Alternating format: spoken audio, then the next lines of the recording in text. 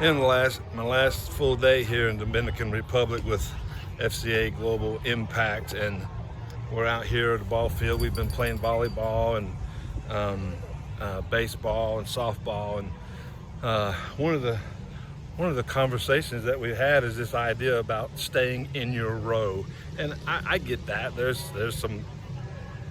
It's important, I suppose, to stay in your row. I was told that several years ago to stay in my row.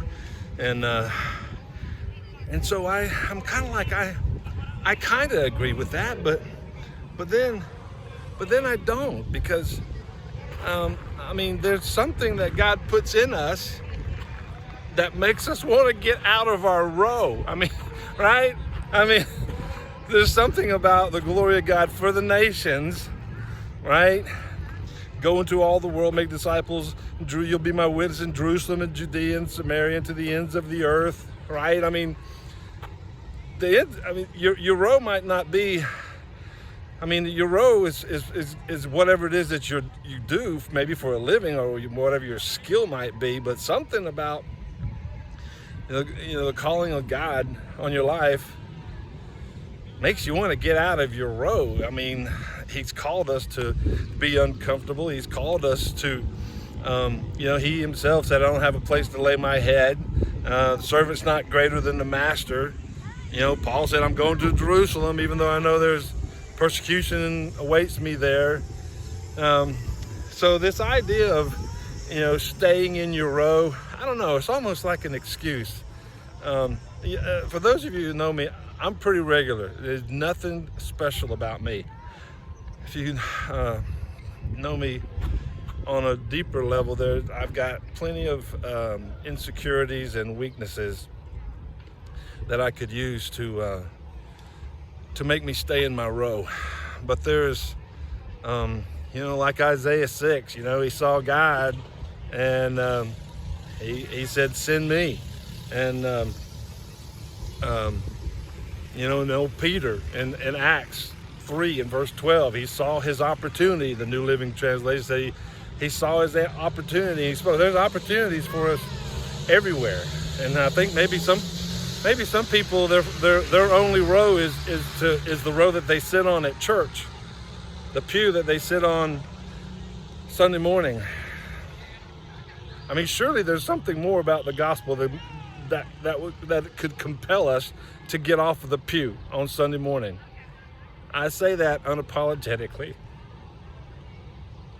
Consider if it's all true, which we believe that it is, but that we would spend our life, how sad that we would spend our life in our own little row and never look at the examples of biblical characters who got out of their row, who were compelled to move, and to go and do. I mean, why would Paul say, "I'm compelled to preach the gospel," where it's never been heard? Now, I suppose pushback on that, you could say, well, that was his row. But aren't we great at making excuses? I mean, we're really good at making excuses for, like that DC Talk song, I'm the king of excuses. I've got one for every selfish thing I do. I don't like preacher cliches because there's a lot of them. I think they're fake, but this one is kind of good. Jesus is not going to say, "Well done," if you haven't done well. Right? I think of the other side of that. I sat in a pew for 35 years. Well done. I mean, could you add good and faithful servant to that? I don't know. I guarantee there's going to be some Christians who are going to hear this video and they're going to be offended. I mean, consider then that the grace of God, the cross of Christ has been offended by our apathy. Consider that the sacrifice of Christ has been offended by our indifference. So